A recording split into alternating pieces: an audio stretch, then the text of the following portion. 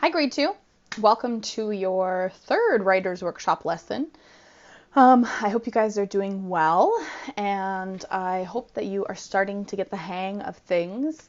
I've been told this might be seeming a bit overwhelming, might feel like a lot of work, so just want to remind you with the writer's workshop, your guys' job is to watch the video at the beginning of the week and then just slowly work on it a little each day like we would in class. So you might only have one lesson, and so that lesson is for the first part of the assignment. You're not finishing the whole book in 1 week, because in class it would take us a long time to actually finish a book.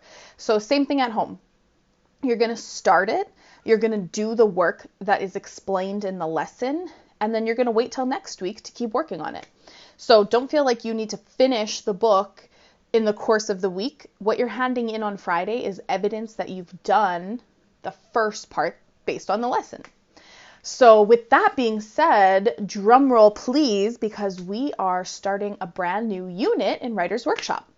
So far we have done writing stories or books, which were things we invented, or fiction.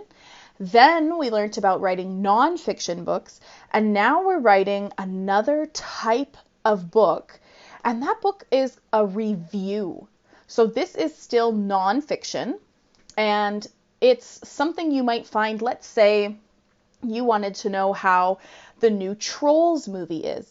You might read a review, which is where someone would tell you their opinion about the movie. They'd tell you which parts they liked and why they liked it, and they'd tell you which parts they didn't like. And then after reading that, you could say, I would like to see that movie. That sounds good. Or you could say, nope, that doesn't sound good. I don't want to see that. So that piece of writing was a review. So what reviews are opinions based on the person writing, their opinions about any topic, and why do they think that. So with that being said, we're going to get started with writing reviews. So in this unit, we're going to be writing many different types of reviews. We will be writing toy reviews. We will be writing book reviews. We will be writing food reviews. Lots of different types of reviews, okay? So today is specific to our first type of review. Don't try to take this on and finish the unit on your own. We're just starting with this first lesson today, and we will do more types of review writing in the next lessons of the unit, okay? So what you're going to need for today's lesson, you are going to need a collection. Now, collections can be of many different things. Let's think of some examples. For example, a toy collection, a book collection. Maybe you collect buttons or rocks, or there's lots of different things that people can collect. So I need you to find a collection that you have at home.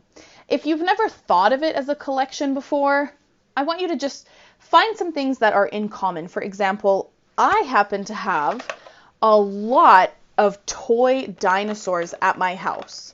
So I would not necessarily call this a collection. I don't think like I collect toy dinosaurs, but look at how many I have. This is a collection. I have many of the same thing. So I'm going to use my toy dinosaur collection today, and I'm going to write a review about this collection. So I want you to pause the video now and go and find your collection. You can get help from a grown-up if you're not sure what, but just make sure it's a collection of similar objects. You can do that now. All right. So when we are writing reviews, there are a few steps. So the first step is to, let's see if you can see that. The first step is to start with a collection. So that's what we just said to do.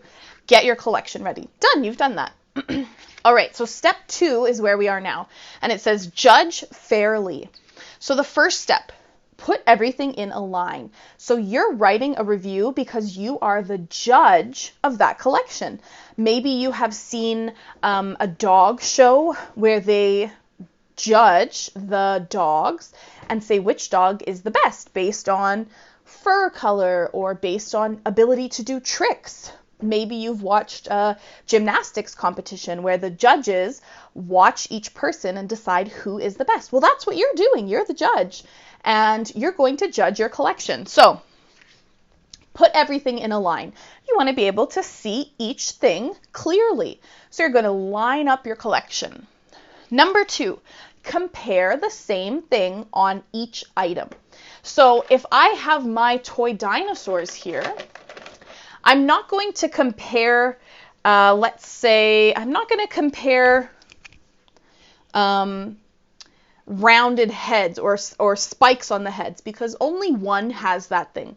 I need to compare it based on something that they all have, like color.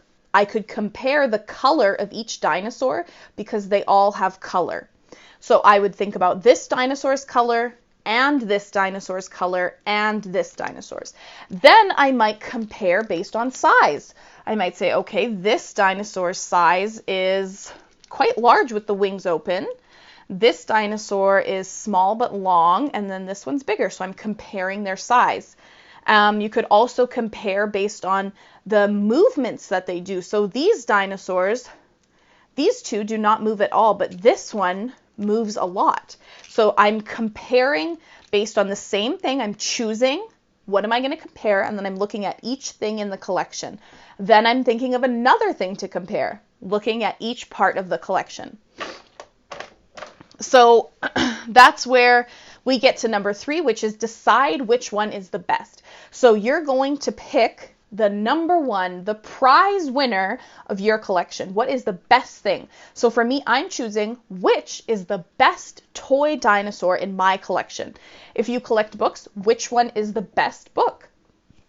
Okay, and that takes us to number 3, which is write. So you've done your judging, and now it's time to share the results, and that's where the writing comes in. So you're going to tell about the best one.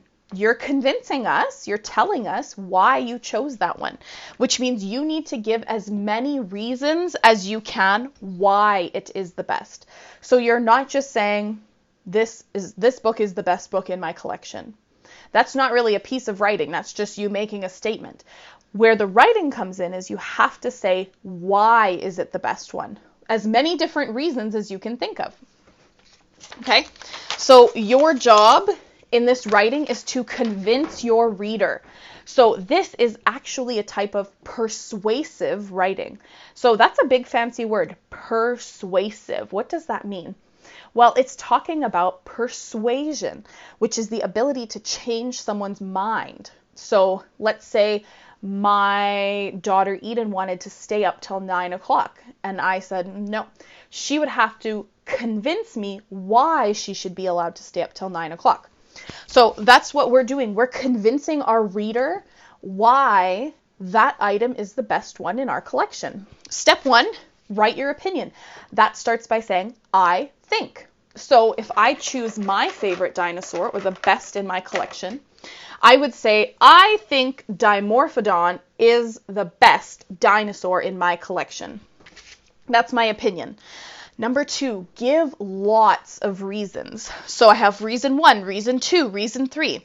And here are some sentences that you could use. You could start off, one reason is that his wings move. Also, his tail moves. Another reason is he is the biggest one. Okay, I'm giving you lots of reasons why this one is the best.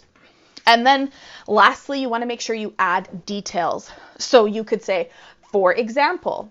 So let's say I said, another reason is he is the biggest one. For example, the Edmontosaurus has a big body, has a long body, but his stomach is small. Whereas Dimorphodon is spread out, and so there's more to hold, right? So I'm not just saying what is true, I'm saying why is that true? And I'm comparing it by using lots of details. So let's say I liked the color of Dimorphodon better. I would say, another reason is that Dimorphodon has the best color. For example, Ankylosaurus is an ugly green, where Dimorphodon is a nice dark orange color. Okay, so I'm comparing to show you why I think that. And so that's pretty much it. You're going to get started with that today. You're not finishing this piece of writing. You're just doing, let's say, 1 to 2 pages, just starting that writing. Imagine we're in class, you got your first lesson, and now it's time to just do a bit of writing, and then we wait for the next lesson. So I started writing my story, and here it is. So I gave the #1 award to this dinosaur. So that just adds a bit of interesting detail on the paper. It also shows that this is like an award type of writing or a persuasive type of writing, and that you have judged a collection. So I drew a picture of the winner here, and here's what I wrote. In my dinosaur collection, Dimorphodon is the best one. He is the only flying dinosaur. Flying is more fun to play than walking. Dimorphodon has the most moving parts. This is fun because I can put him into different positions. I can also move him around more. When I am playing I can also move him around more when I am playing dinosaurs. Dimorphodon has the most colors on him. This is good because it looks more like a realistic dinosaur. So I have just given you several reasons why I think this is the best dinosaur. So that's your assignment for today. You're going to get a collection. And let's look at our steps. You're going to get a collection. You're going to judge it fairly, and then you're going to write about it. And you're going to convince your reader why it's the best one by giving lots of reasons and by adding good details. So you can choose to do this on the computer or on paper. It's easier for me if you do it on the computer, but that's totally up to you. The way I made these pages was I started with a blank paper, I got a ruler, I drew the boxes and the lines, and then I wrote on them. I will also assign everyone the Writer's Workshop online paper if you'd like to use it that way. But remember, if you're doing it on the computer, I want to see an actual picture of the item in your collection. So yeah, that's the video. That's the lesson today. Good luck. I can't wait to see what your collections are about and which are the best of the things in your collections. I hope you have fun being a judge. And as always, if you have any questions, you can message me on Remind, you can email me, you can message me on the Google Classroom. And if you're really struggling, you can set up just a one-on-one Google Meet where it's just you and I, and we can work together on that. So yeah, that's everything. Bye guys.